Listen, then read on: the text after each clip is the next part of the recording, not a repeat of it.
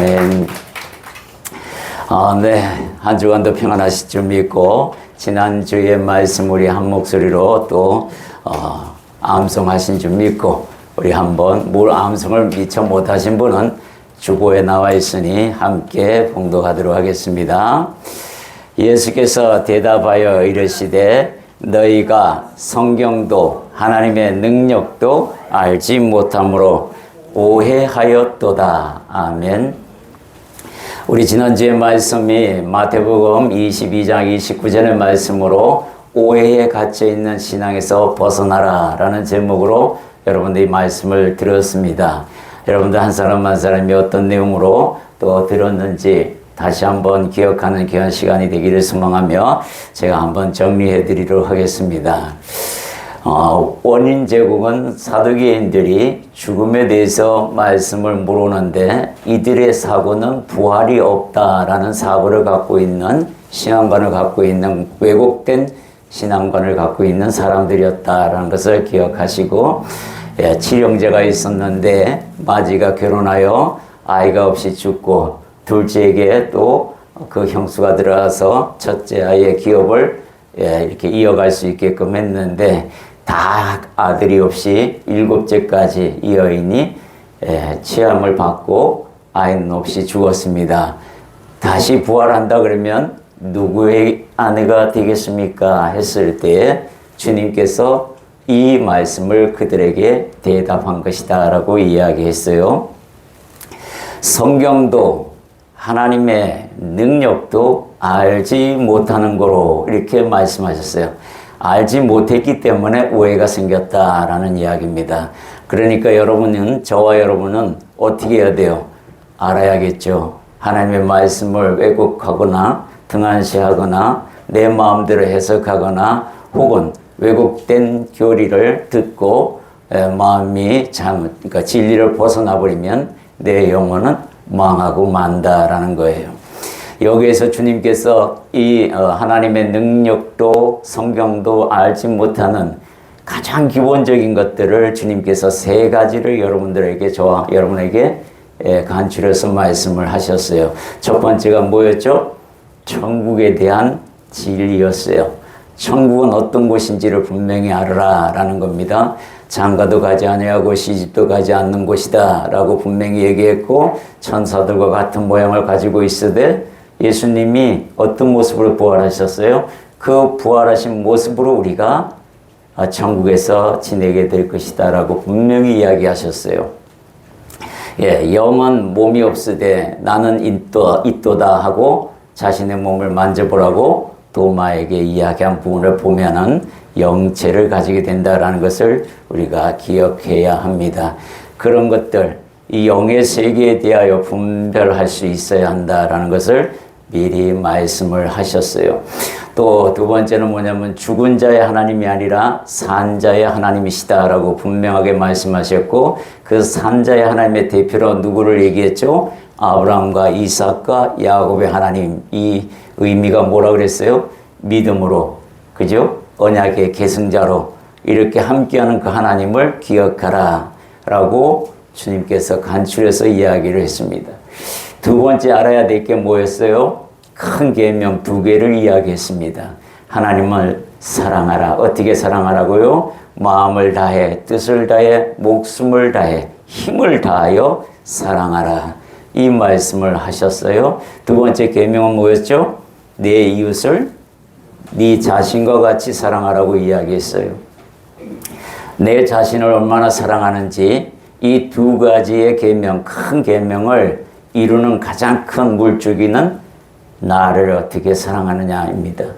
나를 사랑하는 데 있어서 육체에 눈이 뒤집어져 가지고 육체만 가꾸고 애쓴다면 그건 죽은 영혼이나 다름없다라는 겁니다.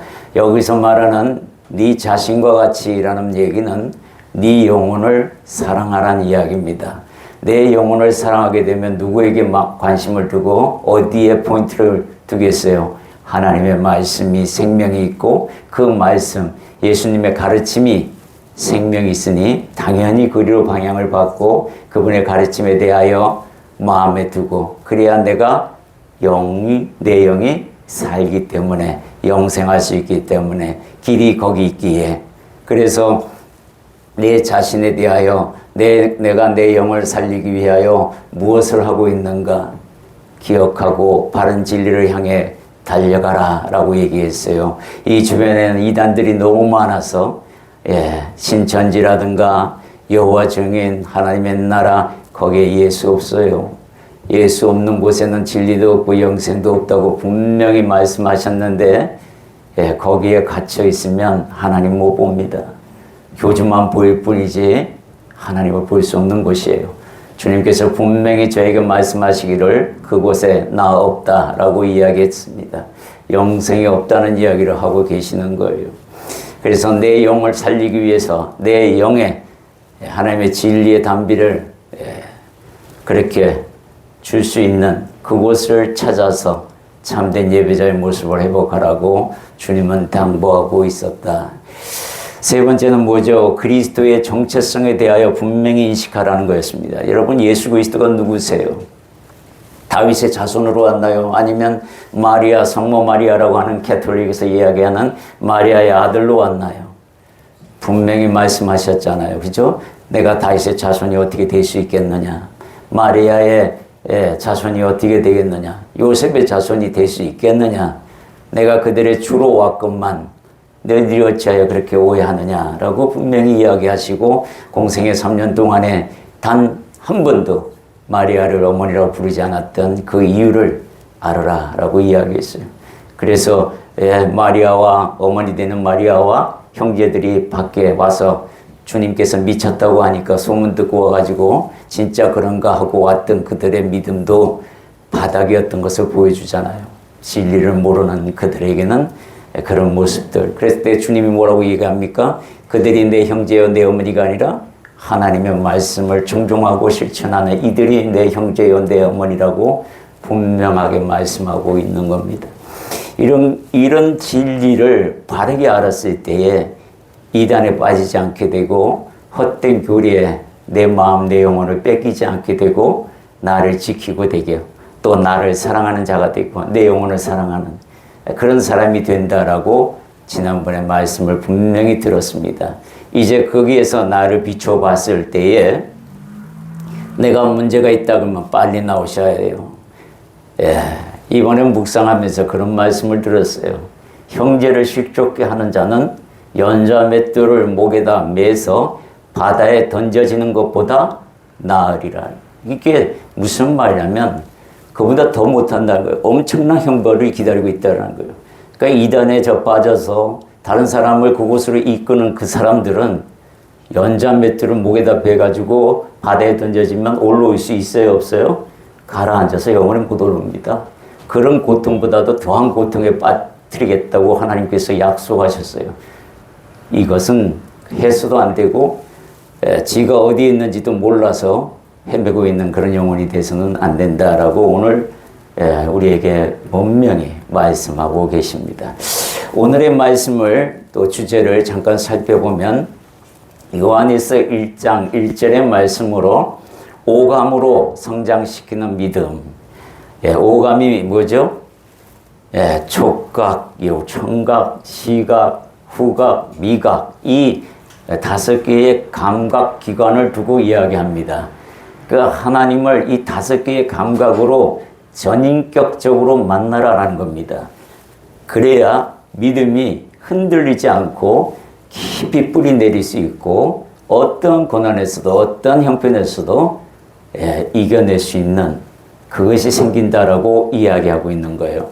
이런 마음을 가지고 오늘 말씀을 들으셔야 합니다. 요한일서 1장 1절의 말씀 우리 한 목소리로 봉독합니다. 우리가 태초부터 있는 생명의 말씀에 관하여는 우리가 들은 바요 눈으로 본 바요 우리의 손으로 만진 바라. 여기 보면은 다 나와 있어요. 그죠? 눈으로 본 바요 자세히 보고 또 우리 손으로 만진 바요 라는 그런 우리의 감각기관들을 이야기해서 요한 사도가 분명하게 말씀하고 있습니다. 자, 첫 번째 듣는 믿음, 이 청각에 대해서 이야기해 드리겠습니다. 이 청각을 듣는 이 경우는 굉장히 중요합니다. 믿음이 어디서 나죠? 들음에서 납니다. 그렇기 때문에 어떻게 듣느냐라는 것이 굉장히 중요한 것이에요. 이 듣는 방향과 듣는 마음의 태도, 그리고 들음으로 말미암아 어떤 깨달음을 갖느냐, 이것이 여러분이나 저나 굉장히 중요한 겁니다. 그래서 이 들음이 어떤 들음이냐라고 이야기하면 로마서 10장 17절 함께 읽습니다. 그러므로 믿음은 들음에서 나며 들음은 그리스도의 말씀으로 말미암았느니라. 말미암았다는 이 말씀, 예수님께서 하신 말씀 외에는 들으면 안 된다는 이야기를 하고 있는 거예요. 예수님의 말씀, 그리스도의 말씀을 들을 때에 믿음이 생긴다라고 이야기하고 있습니다.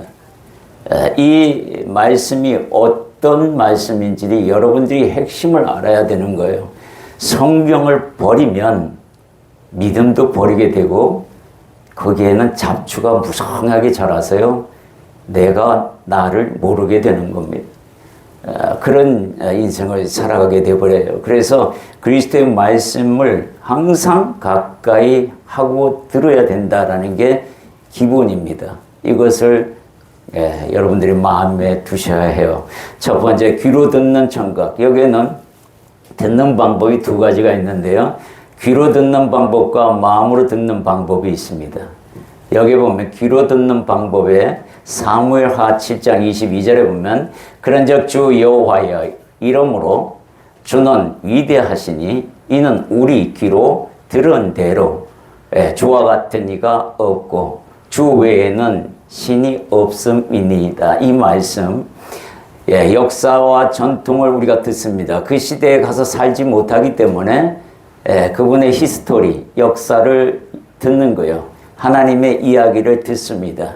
그러면 이 듣는 것으로 말미암아 하나님의 존재를 내가 깨달아야 된다라는 거예요. 남의 나라 인생이니까, 남의 인생이니까 나는 상관없어. 그러면 하나님도 나에게 그와 같이 얘기합니다. 나도 너와 상관없다. 이런 걸 들어서야 되겠습니까? 그죠? 마음으로 듣는 방법들이 또한 있어요. 시편 27장 8편에 보면, 8절에 보면 너희는 내 얼굴을 찾으라 하실 때에 내가 마음으로 주께 말하되 여호와여 내가 주의 얼굴을 찾으리이다. 마음을 열어놔야 들립니다. 여러분들의 마음에 어떤 것이 있으면 그것 때문에 말씀이 들리지 않아요. 그래서 마음을 비우라고 이야기하는 말이 왜 그러냐면 하나님의 말씀을 귀로 듣고 마음으로 듣기 위해서 비워야 한다. 이 이야기를 하고 있어요. 듣는 믿음의 이 예로 한번 들어보면은 고넬료 가정을 이야기할 수 있어요. 고넬료가 삼시세끼 밥을 먹듯이 그렇게 기도합니다. 시간을 정하여 하나님 앞에 기도하고 그의 구제 활동이 이웃을 긍휼히 여기는 그 마음이 얼마나 귀했는지 하나님께서 들으셨다라고 성경이 기록하고 있어요. 그래서 하나님께서 이 고넬료를 얼마나 또 사랑하고 긍휼하셨는지 음성으로 이야기하기를 요바에 있는 베드로를 초청하여 말씀을 들으라 이렇게 이야기합니다. 그런데 이 고넬료가 얼마나 또한 사람이 진실한지 부하들, 신하들 중에 또 종들 중에 거룩한 사람들을 골라서 2명을 골라서 베드로에게 보냅니다. 요바에 있는 베드로를 초청하여 요바에 있는 베드로가 와서 그들에게 말씀을 전하고 안수해 줌으로 말미암아 그들 모두가 예수를 믿고 진리 안에 거하는 그런 이야기들이 있습니다. 이런 것들, 그리고 구약에서 보면 기드온이란 사사가 있어요. 이 사사가 하나님을 만나게 됩니다. 이 미디안 사람들에게 엄청나게 고난을 받고 있었던 시기였어요. 그때 주님께서 기드온에게 와서 말씀하시기를 큰 용사여 하고 말씀을 하는데 이 큰 용사여 하는 말에 사실상은 기드온은 큰 용사가 아닙니다. 그런데 큰 용사라고 부른 이유가 뭐냐면 하나님이 함께 하시기 때문에 그렇게 부르는 겁니다. 그래서 이 기드온이 이 나라를 구하는 데 있어서 의심이 너무 많아요. 피해의식이 너무 많았던 사람입니다. 그러다 보니까 하나님께서 그것을 없애기 위해 여러 가지 이야기를 하시는데 그 중에 하나가 그 부라라는 신하를 데리고 적진에 들어가서 적진이 하는 말을 들으라 라고 이야기합니다. 적병이 하는 말을. 그래서 가서 들었더니 한 병사가, 적군의 병사가 꿈을 꿨는데 보리떡 하나가 우리 진영에 들어와서 우리의 장막을 치니 우리 장막이 다 멸하더라. 그 보리떡은 바로 이스라엘의 기드온이라 라고 이야기하는 걸 듣습니다. 그 듣고 난 뒤에 용기를 얻어서 담대함을 얻어 300명 가지고 수십만 명이 되는 군대들과 싸우는 일들이 벌어집니다. 그렇게 해서 승리를 해요. 듣는 것이 굉장히 중요하다라는 겁니다. 어떻게 듣느냐, 그 들음으로 말미암아 내가 믿음으로 연결시켜 가느냐라는 것을 주님이 보시겠다라고 얘기하는 거예요. 두 번째는 보는 믿음입니다. 시각적 효과를 이야기하고 있어요. 이 보는 믿음이 사실상 우리가 듣는 믿음의 첨가 역할을 합니다. 어떻게 보느냐, 진짜 보느냐, 이런 것들에 대한 문제죠. 여기에도 두 가지가 있습니다. 하나는 눈으로 보는 방법이 있고 하나는 마음으로 보는 방법이 있습니다. 마태복음 28장 17절에 보면 예수를 배웠고 경배하나 아직도 의심하는 사람들이 있더라. 예수를 보면 뭐합니까? 뭐하면은 긴가 아닌가. 부활하신 예수님께서 제자들에게 나타났는데 그 중에도 저렇게 보고도 죽었다가 살아나신 모습을 보고도 정말 주님 맞아? 하고 의심하는 그런 사람이 있더라 하는 거예요. 눈으로 봤는데도 못 믿으면 그 영은 어떻게 되는 겁니까? 여러분들이 저 자리에 있다 그러면 나는 안 그래. 장담할 수 있을까요? 두 번째, 마음으로 보는 방법인데 요한복음 14장 9절에 보면 예수께서 이르시되 빌립아 내가 이렇게 오래 너희와 함께 있으되 네가 나를 알지 못하느냐. 나를 본 자는 아버지를 보았거늘 어찌하여 아버지를 보여달라고 하느냐.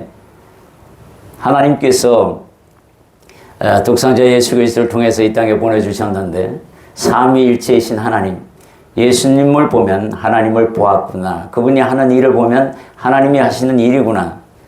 이게 마음에 느껴져야 하는데 성경을 백날 읽어도 이게 뭔 말인지 모른다. 이렇게 되면 안 된다는 거예요. 내 안에 성령님이 주무시고 계시는 거예요. 그런 경우는. 그럴 때는 어떻게 돼요? 빨리 흔들어 깨워야 합니다. 흔들어 깨우는 방법은 딱 한 가지 있어요. 그건 뭐냐면 내 죄를 찾아서 회개하는 겁니다. 그럴 때 주님이 깨어나요. 이런 방법들을 동원해서 정말로 눈으로 보는 말씀을 보되 그 말씀을 영상으로 쫙 파노라마처럼 볼 수 있는 눈이 되어야 돼요. 그게 그렇게 볼 수 있으려면 마음문이 열려야 합니다. 저도 그런 경험이 있습니다. 제가 너무너무 힘들 때에 주님 저 좀 보여주세요. 저도 좀 봐야 믿음이 좀 튼튼해질 것 같습니다.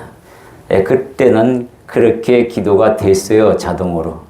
그때 주님께서 전체의 모습은 보이지 아니하시되 제가 자고 있는데 오셔서 이 가슴 밑에 하얀 옷을 입으시고 그렇게 나풀나풀 거리시는 그런 옷 있잖아요. 드레스 같은 이런 옷인데 하얀색을 입고 오셔서 제 눈물을 닦아주시는 그 모습을 보고 제가 엄청 가슴 뛰게 정말 흥분했던 경우가 있습니다.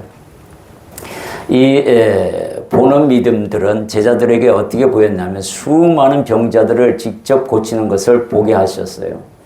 눈으로 맹인을 그렇게 띄우게 하시고 눈을 띄게 하셨고 그렇게 해서 구름대처럼 사람들이 와서 봤는데 이 사람들이 어떻게 됩니까? 마지막에 예수를 다 버리고 떠나는 그런 결과를 맞이하고 말아요.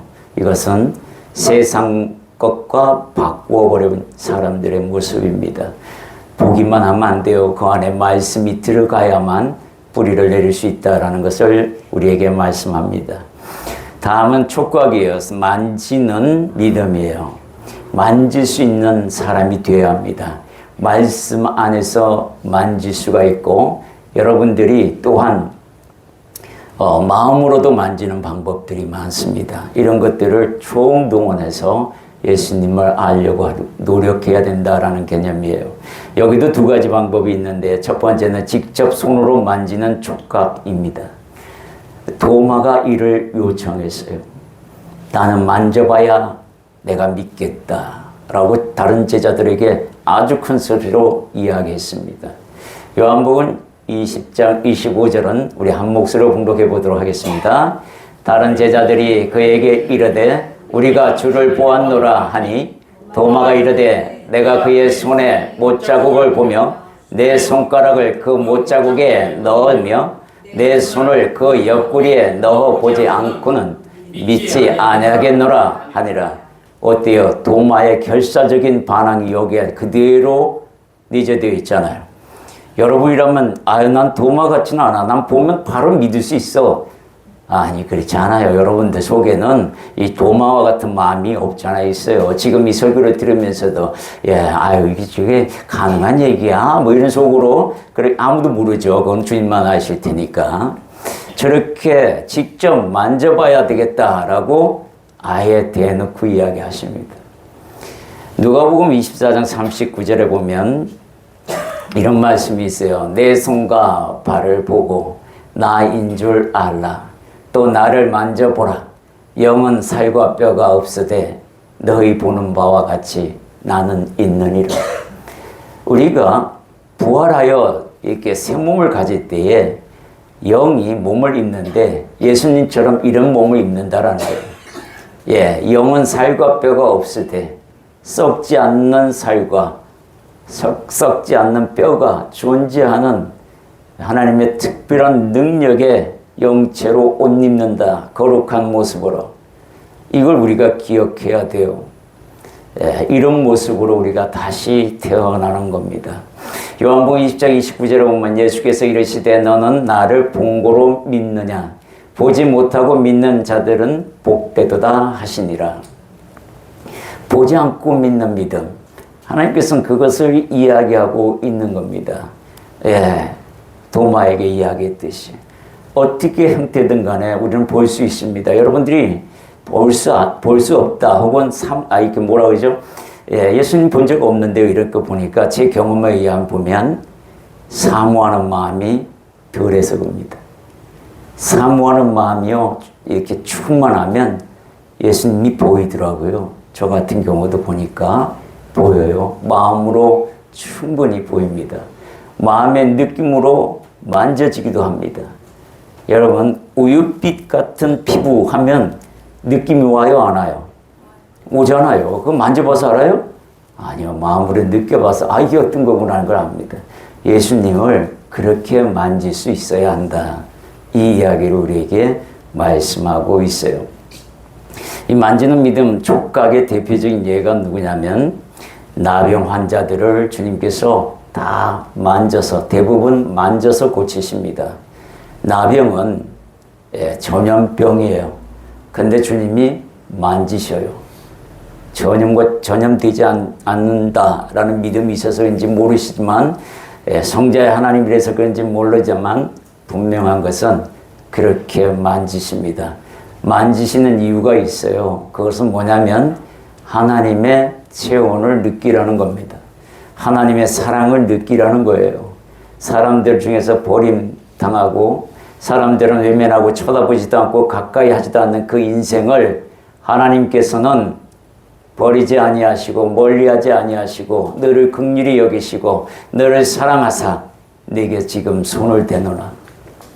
이것을 느끼고 마음의 상처를 치유받으라 라고 우리에게 분명하게 이야기하고 있습니다. 이 만지는 신앙으로 병을 고친 사람이 있어요. 스스로. 누구죠? 혈루증 여인이었습니다. 이 여인은 예수님을 너무 사모하는 마음에 세상 방법으로 온갖 방법을 동원해서 병을 고쳐보려고 했지만 고쳐지지를 않았어요. 한 가지 유일한 희망은 이제 소문에 들리는 예수, 그분만이 나의 희망이다 하고 가사탕진 다 하고 마지막으로 예수님의 옷자락만이라도 만져보자. 그 소망 가지고, 그 사모함 가지고 몰래 가서 만지시고, 그리고 고침받는 그 사모함. 예수님께서도 본인이 나가신 지 나중에 알았잖아요. 주님의 입으로 네 믿음이 너를 구원하였노라 라는 말씀도 없이 성령님이 먼저 일하시고 나중에서야 권능이 나가신 줄 알고 누가 내 몸에 손을 댔느냐라고 찾으시잖아요. 이 사모한 마음은 일부터 하나님의 권능이 먼저 나타나게 하는 큰 힘이 있음을 알게 합니다. 예수님도 그 이야기를 우리에게 알려주고 있어요. 네 번째는 맛으로 느끼는 믿음이에요. 미각입니다. 우리가 성경을 보면서 맛을 느낄 수 있어요. 그죠? 여러분들이 충분히 맛을 느끼고 있습니다. 맛을 못 느끼겠는데 무슨 성경을 봤는데 무슨 맛이 있습니까? 글 속에. 이렇게 표현한다면 아직 성경을 깊이 연구 못하고 또 교재가 아직 어린아이 같아서 그럴 거예요. 그러나 정말 깊숙이 성경을 가까이 하고 사모하는 마음이 크면 나옵니다. 시편 기자는 시편 19편 10절에 이런 말씀이 있어요. 우리 한 목소리로 봉독합니다. 금, 곧 많은 순금보다 더 사모할 것이며 꿀과 송이꿀보다 더 달도다. 이거 느낄 수 있어요. 이 말씀 정말 느낄 수 있습니다. 저 경험도 이 경험을 해보았어요. 지금도 하고 있습니다. 그러니까 자꾸 꿀을 퍼먹게 돼요. 당뇨 환자인데도 불구하고 자꾸 먹게 됩니다. 근데 이거는 당뇨하고 전혀 관계없어요. 여러분들 먹어야 해요. 이거 정말로 많이 먹어야 합니다. 내 영이 살찌는 유일한 방법이 하나님의 말씀이에요. 이 성경을 대체 멀리 해서는 안 됩니다. 왜 우리가 이단과 다른 거예요? 2000년 전부터 그 전부터 구약과 신약이 쓰여왔고 그 성경 안에서 진리가 있다고 배웠고 구약에서는 뭡니까? 오실 예수 그리스도. 신약에서는 뭐예요? 오신 예수 그리스도와 다시 오실 예수 그리스도. 그 예언이 다 이루어질 것을 보고 믿는, 그리고 그것이 현실로 내 삶에서 적용될 때 정말 송이꿀보다도 더 단 하나님의 말씀, 이거 체험하셔야 해요. 그러면 손에서 떠나보낼 수가 없는 거예요. 얼마나 좋은데 이걸 내려놔. 이단들의 특징이 뭐라 그랬어요? 성경 보지 못하게 하잖아요. 지네들 글이 거기 다 있다고 하잖아요. 이게 뭐가 있어? 거기에 사약밖에 또 없어요. 거기는 다 사약이에요. 사약. 요한복음 5장 39절에 보면 함께 있습니다. 너희가 성경에서 영생을 얻는 줄 생각하고 성경을 연구하거니와 이 성경이 곧 내게 대하여 증언하는 것이니. 예수님께서 직접 말씀하신 거예요. 성경을 가까이 하라는 의미입니다. 요한복음 6장 51절 함께 있습니다. 나는 하늘에서 내려온 살인, 사람이 이 떡을 먹으면 영생하리라. 내가 줄 떡은 곧 세상의 생명을 위한 내 살인이라 하시니라. 우리가 성만찬식을 합니다. 이 성만찬식을 왜 해요? 바로 예수님의 살과 또 피로 상징하는 그것을 먹고 내가 맛으로 느끼고 하나님의 그 큰 사랑을, 긍휼하심을, 그 상징적인 살과 피를 먹음으로 말미암아 느끼는 거잖아요. 하나님의 사랑을 느끼고 하나님의 긍휼하심을 느끼고, 그랬을 때에 내 삶이 윤택해지는 거예요. 내 영혼이 윤택해지는 겁니다. 잠언 3장 7절에서 8절의 말씀을 우리 한 목소리로 봉독합니다. 스스로 지롭게 여기지 말지어다. 여호와를 경외하며 악을 떠날지어다. 이것이 네 몸에 양약이 되어 내 골수를 윤택하게 하리라. 하나님을 경외하는 데 있어요. 여러분들의 여러분들의 사랑만 가지고 여러분들의 지식만 가지고 하나님을 경외할 수 없어요. 그렇게 했다가 망한 사람이 누구예요? 다윗이잖아요.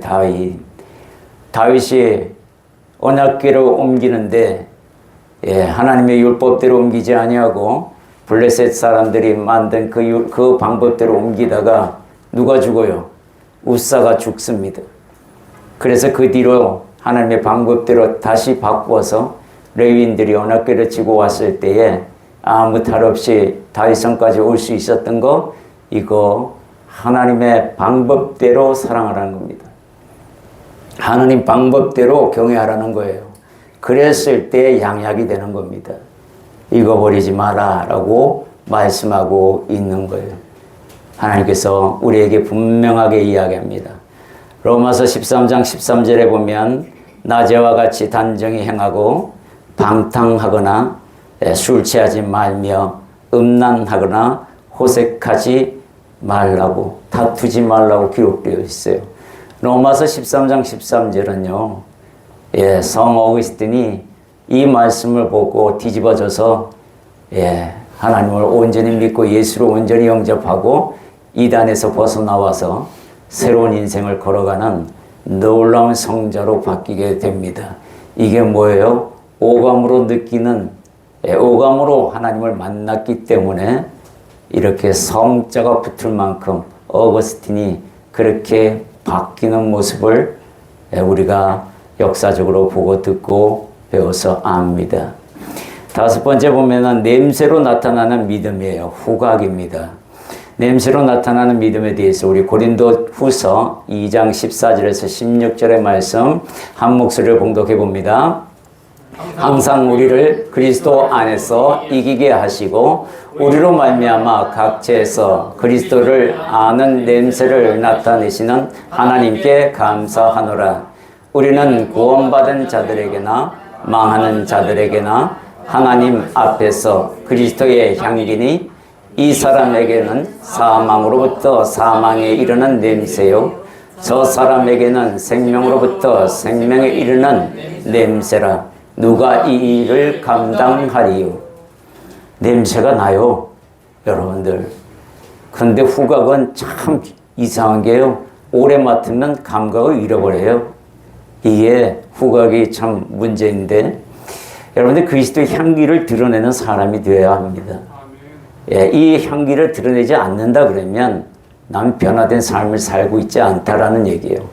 다른 사람이 여러분들을 봤을 때에 어떤 냄새를 느끼게 하냐면, 당신 교회 다니는 사람 맞죠? 혹은 당신 예수 믿습니다. 예수 믿습니까? 라는 질문이 나와야 될 정도로 그렇게 여러분들의 삶 속에서 향기를 드러내야 합니다. 그랬을 때 예수를 믿지 않는 사람들이 그리스도 향기가 저런 거구나 하고 후각으로 맡아서, 야, 나도 저 사람처럼 교회 다니고 싶다라는 마음이 들 정도로 돼야 돼요. 이게 전도하는 방법이에요. 진짜 전도는 이렇게 하는 겁니다. 얼마 전에 여기 바로 밑에 가게에서 밥을 먹는데요, 신천지 한 사람이 다른 남자를, 여자분이 나이도 중년이에요, 포교를 하고 있더라고요. 그래서 들어서 일어서 가지고 당신이 말하는 그곳에 예수 없습니다 라고 얘기하면 또 아수라장 될까봐 차마 그걸 말 못하고, 저도 앞에서 장로님이 얘기했기 때문에 관심도 없었는데 장로님이 저기 신천지인가 봐요 이렇게 하는 바람에 밥 먹다 말고 길을 쫑긋하게 세웠는데 진짜 그런 말을 하는데, 그 사람이 전도하는데요, 예수는 한마디도 안 하고 우리 교회에 와서 친목 교제 해보세요. 시간 되는데 집에서 빈둥빈둥 노느니 뭐합니까? 와서 친구도 사귀고 또 재밌는 오락도 많이 있고 하니 오셔서 즐겁게 그렇게 생활하신 게 좋을 것 같다는 이야기를 하는데요. 그거 복음 아닙니다. 그게 어떻게 복음입니까? 예수가 없는 것은 생명도 없어요. 그건 스스로, 본인 스스로들이 자기네가 예수 없다는 것을 알고 있습니다. 그러니 얼마나 한심한 일인지 모르겠어요. 그런 마음이 들었습니다. 구약의 모든 제사를 보면 이 냄새에 대한 이야기를 합니다. 구약의 제사가 이 평신도들이 드릴 제사는 5가지가 있어요. 제사장까지 합하면 7가지 제사를 이야기합니다. 그 중에 뭐가 있냐면 소제와 번제와 화목제와 속건제와 속죄제, 그리고는 제사장이 드려야 할 것은 요제와 거제가 포함이 되어 있습니다. 이 제사 제도의 마지막에 무슨 말을 하냐면 이런 말씀을 하세요. 이는 화제라 여호와께 향기로운 냄새니라. 주님께서는 곡식 태우는 냄새와 짐승 타는 냄새를 엄청 좋아하시나 봐요 라고 해석하는 사람이 있으면 당장 멀리 하십시오. 그렇지 않습니다. 이게 무슨 뜻이냐면 죄가 타서 없어지는 냄새라는 뜻이에요. 모든 제사는요 안수를 하게 됩니다. 안수를 하는데 어떻게 안수하냐면 내가 지은 모든 죄를 짐승에게 머리에다가 손을 얹어서 안수를 하는 거예요. 깨끗이 짐승을 데리고 옵니다. 깨끗이 씻습니다. 씻는 데 가서 제물로 드려야 하니 깨끗이 씻고 난 뒤에 발을 다 묶습니다. 내부센. 그리고 제사자가 제사 드리러 오는 사람이 머리에 손을 대고 안수를 합니다. 어떤 안수를 하면 내가 지은 죄를 다 자복하는 거예요. 하나님, 내가 아무개와 간음했습니다 하면 간음죄가 전가됩니다. 짐승에게. 또 아무개가 내가 하나님 아무개 물건을 도둑질했습니다. 그러면 도둑질한 그 죄가 전가됩니다. 또 내가 탐욕을 부렸습니다. 무엇을 보고 탐욕을 부렸어요. 그때 그 탐욕죄가 또 전가됩니다. 이렇게 다 안수하고 나면 짐승이 뭐로 바뀌어 있어요? 죄덩어리로 바뀌어 있는 겁니다. 내가 지은 죄덩어리로. 그것을 잡아가지고 어떻게 잡아요? 아주 잔인하게 잡습니다. 여기서 네가 귀히 키운 짐승이라고 그랬어요. 예, 흠없이 키운 짐승. 이게 무슨 말이냐면 지금 얘기하면요 애완동물이에요. 다칠까봐 자식처럼 키운 짐승들을 바치라고 이야기하는 겁니다. 그래서 1년이나 3년 된 것들을 바치는데 그걸 어떻게 죽이냐면요. 제사장이 단두를 주면 앞에 서서 소의 머리에 손을 얹고 난 뒤에 이 단두를 가지고 목에 있는 동맥을 끊어서 죽이면 동맥의 피가 콸콸 흐르잖아요. 그 피가 끊어지면서 뭐예요? 내게 탁 튀기는 거예요. 그게 예수 그리스도의 보혈이 내게 적용되는 것을 상징합니다. 짐승이 죽고 나면 이 피를 받아다가 제단 뿔에 바르고 난 뒤에 그 칼로 가죽을 벗기는데요. 얼마나 역겨운 냄새가 나는지 지가 그토록 사랑했던 그 짐승이 죽어서 역겨운 냄새, 그걸 또 각을 뜹니다. 살이 튀고 피가 튀고. 이거 보라는 거예요. 주님이. 너 죄가 내 앞에서 이렇게 더럽고 역겨운 것이야. 그 얘기를 하고 있는 겁니다. 이걸 다 해가지고 내가 제단 위에 올려가지고 불을 사질러서 태워버리는 거예요. 그러면 뭐가 타서 없어지는 거예요? 내 죄가 없어지는 겁니다. 주님이 그걸 향기롭다고 얘기하는 거예요. 얼마나 하나님께서 죄를 싫어하신지 그 제사 제도를 보고 우리에게 가르치는 겁니다. 식청과 교육이세요. 그래서 죄 짓지 말거라 이 얘기를 하고 있는 겁니다. 그래서 예수 그리스도 앞에서 내가 회개하고 하나님 앞에 나아가 자복하고 다시는 그와 같은 죄를 짓지 않겠나이다 하고 울부짖고 내가 회개한다면 하나님께서는요 그 재물이 타는 냄새처럼 향기롭게 내게 그렇게 대하신다는 거예요. 이제 됐다. 다 내가 너의 죄를 사하였노라. 예수 그리스도 십자가가 그런 능력이 있다는 것을 기억해야 되고 딴 데 가서 엄한 짓 하지 말고 예수님 바르게 믿으라 이 얘기를 하고 있어요. 6번째 보면 이 오감의 신앙은요 곧 예수 그리스도를 통해서 하나님과 사귐을 이야기하고 있습니다. 우리가 부부 즉 연인과의 관계를 가질 때도요 손을 잡고 싶어 처음에는 사랑하게 되면 손 잡고 싶어 껄렁껄렁 하잖아요. 그죠? 그렇게 되면은 또 잡고 또 포옹도 하고 막 그래요. 이게 뭐예요? 사랑이 넘치면 그럴 수밖에 없는 거예요. 하나님을 사랑한다 그러면 이 오감이 작동할 수밖에 없습니다. 그랬을 때 하나님의 사귐이 느껴지는 거예요. 소통이 느껴지는 거예요. 요한복음 1장 3절의 말씀 우리 한 목소리로 공독합니다. 우리가 보고 들은 바를 너희에게도 전함은 너희로 우리의 사귐이 있게 하려 함이니 우리의 사귐은 아버지와 그의 아들 예수 그리스도의 더불어 누림이라. 예, 바로 이 사귐, 이 상입이라는 것이 어떤 것인지 한번 살펴보도록 하겠습니다. 요한일서 1장 6절에서 9절의 말씀 우리가 한번 보도록 하겠습니다. 쭉 같이 봉독합니다. 만일 우리가 하나님과 사귐이 있다 하고 어둠에 행하면 거짓말을 하고 진리를 행하지 아니함이거니와 그가 빛 가운데 계신 것 같이 우리도 빛 가운데 행하면 우리가 서로 사귐이 있고 그 아들 예수의 피가 우리들 모든 죄에서 깨끗하게 하실 것이요 만일 우리가 죄가 없다고 말하면 스스로 속이고 또 우리 속에 있지 아니할 것이요 만일 우리가 우리 죄를 자백하면 그는 미쁘시고 의로우사 우리 죄를 사하시며 우리를 모든 불의에서 깨끗하게 하실 것이요. 그러니까 여러분들이 예수를 믿고 거룩한 사람이 됐으면 죄를 멀리 해야 된다는 거예요.